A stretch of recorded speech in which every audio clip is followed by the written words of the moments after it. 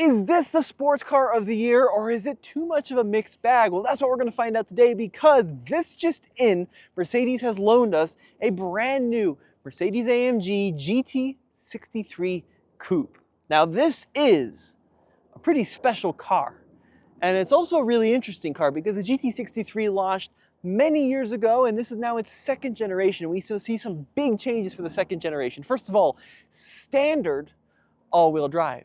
Standard rear wheel steering. You can get this car with a set of rear seats as well. So the GT63 Coupe is changing directions a little bit, but let's find out, does it still have its mojo? Now let's start talking about the design. The second generation of GT Coupe is now based on the convertible Mercedes SL, and we are going to see some design similarities between the GT Coupe and the SL. The number one thing that gets people talking about this particular car is the color. It's a Mercedes manufacturer color. It is an optional extra. It's called Hydra Blue, and it is phenomenal. It's a matte blue, but it's not a dark blue like you might expect. It's actually pretty bright, pretty bold. It's got a little bit of like a neon hint to it, but with the matte, it kind of messes with your brain. You know, how do you describe this color? It's a bright blue, but it's also doesn't have a shine to it, and I really think it's cool.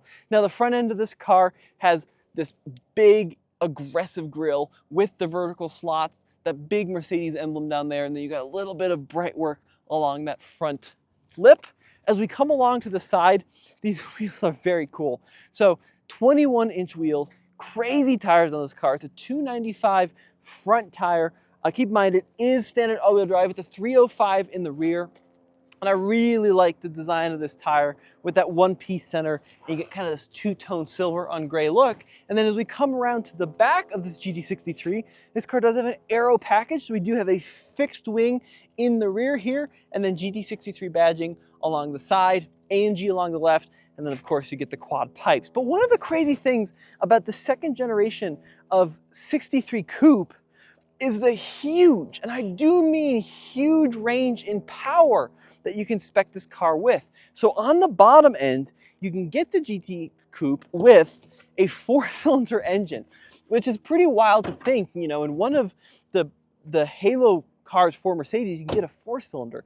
That's the 43. From there, you have the GT55, then the 63, which is this car. Then there's a 63 Pro, and then at the top dog, you have the E-Performance version. So from the base 4-cylinder, you get about 416 horsepower. The top dog E-Performance, you're looking at over 800 horsepower. And this 63, which historically is right at the top, is kind of in the middle with 577. Now, this is an engine well-loved, very familiar by a lot of Mercedes fans. This is the bi-turbo 4-liter V8. 577 horsepower, like we said, in this configuration. You can see the twin turbos there in the hot V of the engine.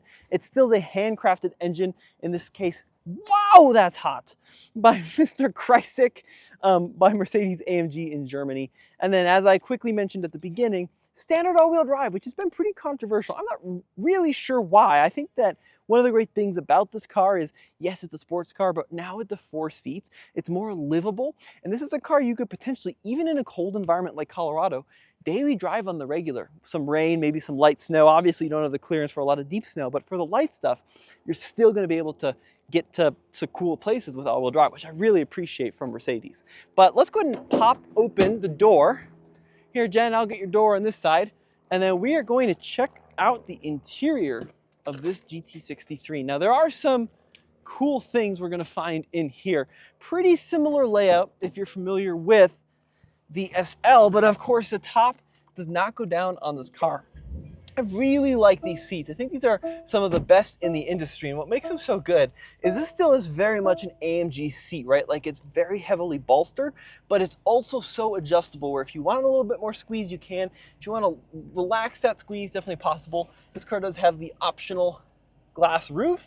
And then let's go ahead and check out the back seats on this 63 before we get too involved with the driving process here. Now, I appreciate it has them because the old one didn't have this option at all, but it is definitely more of a case where, oh boy, I think if you're over much more than 4 feet, you're going to be in kind of an uncomfortable scenario. So these are definitely for emergencies only, as you might expect.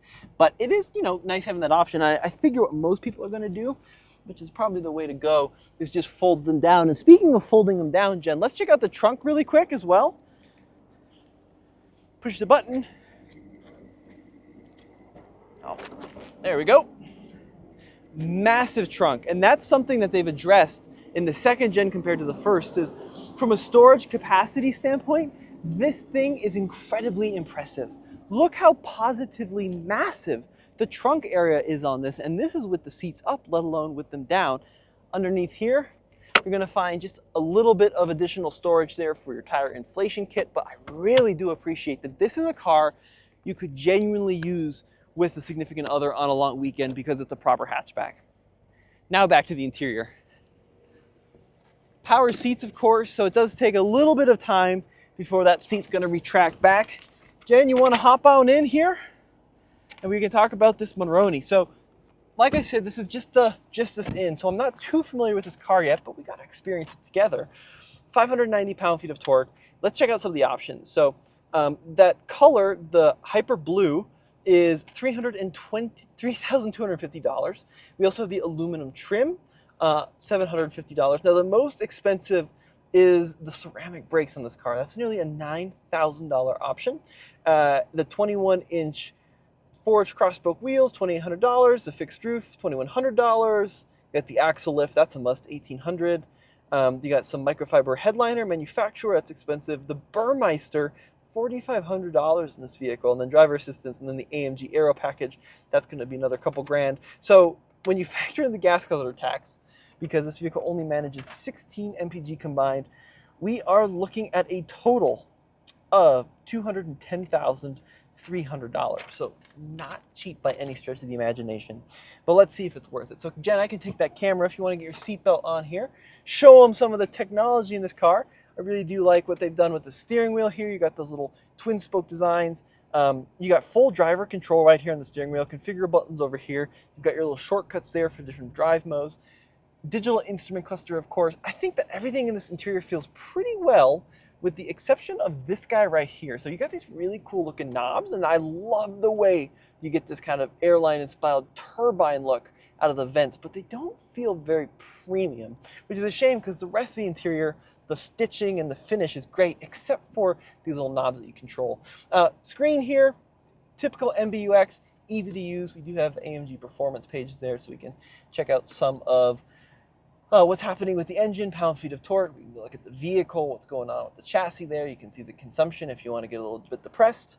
Home page, of course, you got wireless CarPlay, Android Auto. You got your little settings, shortcuts there. So very easy to use. It is all digital. I would love to see a volume knob instead of the volume slider. That's a little thing. A little bit, as Jen would say next to me, too much piano black here across the center. And then they do give you this funny thing. I'm not really sure what this is for. If you want to just rest your hand there, you can, but that doesn't seem to have much of a purpose. Dual cup holders there, wireless charging, and then good sized center console with USB-C ports. But interior kind of envelops you, right? It does feel very sporty in here. You do sit nice and low in the car. Yeah, it's pretty cool. Now, some of the vehicles competition, right? Certainly you can't talk about this segment of car without talking about Porsche 911. $210,000 will definitely get you a pretty good Carrera S, maybe even 911T. You can get the Porsche in the manual, you can't in the Mercedes. Aston Martin, right, with the Vantage, that's also going to be in this category. So it's pretty competitive. And then if you want to go American too, you can even potentially cross up something like a Z06 Corvette. But let's see what this thing is like to drive on the road. Now we're going to start out in the sport setting here. We'll actually go Sport Plus. Get loud on that exhaust, and then we'll go ahead and try a quick launch here. See what this vehicle feels like 0 to 60. Now, as I mentioned, the range and performance options in this car is crazy, right? You've got the 4-cylinder all the way up to 416 horsepower to 805 horsepower. So 577 is right in the middle. I think Mercedes says 0 to 60 in somewhere around 3.1 seconds. So we're just going to do a little basic launch here on this back road. Brake torque it just a little bit. Okay, full throttle. All right, definitely a little bit of turbo lag before things really get going. I'm not sure if this car has launch control. When we do some performance testing, we will make sure to get that info. But when you get it into the power band, it really, really pulls, and you get a lot of action out of that exhaust, which I wasn't really expecting. So especially on the downshifts, you get a lot of little kind of burbles and pops and bangs. That's pretty cool, right? So from an acceleration standpoint, this car is where it needs to be. From the rest of the chassis, at least in my initial impression, it feels okay. It doesn't feel as crisp or as raw as something like a 911T, right, or Carrera S. But the other weird part is it doesn't feel as kind of soft as some of the older SLs that I've driven. So we're kind of in this middle ground, which is strange. We're like this beautiful cognac interior and seats, that all screams to me like very Grand Tour, right? Especially when you look at the trunk. But then when you look at like some of the wheels and especially the ride quality, it feels very, very sports car. Now, this is a Sport Plus setting. Let's go ahead and dial it down to comfort. So with it in comfort, the thing about it is it still is pretty harsh and crashy over some of these expansion joints. So I have yet to, in my brief time driving this car, I've yet to find a setting that feels great for daily driving. So comfort is where I would probably want sport to be, and then Sport Plus is that's just nutso. So we're kind of in this weird middle ground here where it doesn't feel like an all-out sports car like a 911, but then it doesn't feel like a Grand Tour like some of the Astons I've driven. But that engine is incredible. It is so responsive. It makes such a good sound, and that's speaking to me in the ways I want. And that's cool, right? There's something really neat about a twin turbo V8 by Mercedes. That's got a lot of character, it's got a lot of soul, and it's got a lot of sound. And this transmission is fantastic. And I like it a lot. I don't have a good sense of its personality yet on the road. Luckily, I don't have to, because this is just in. So we're gonna spend the next week in it, driving it around. We'll do more videos with this car. Maybe we'll get it out on the track, do some performance testing with it, and see what it's like. I think that the value, right, all of these cars in this category are gonna be pretty expensive. I think this is right where it needs to be. The best part about this for me is just the practicality of it. It's big and roomy in here if you're over 6 feet tall. It's got that massive trunk. It's got the good technology. So it's just kind of a practical, livable car from a size standpoint. Just not so sure about that ride, and the noise that it makes on the road too is pretty loud. So let's spend some more time behind the wheel of it. I love the way it looks. I love the interior quality. I love the responsiveness of this engine. And then we'll have more input over the next week. Guys, let me know what you think in the comment section below. A huge thank you to Jan behind the camera. You'll see you in the next one. Thanks for watching.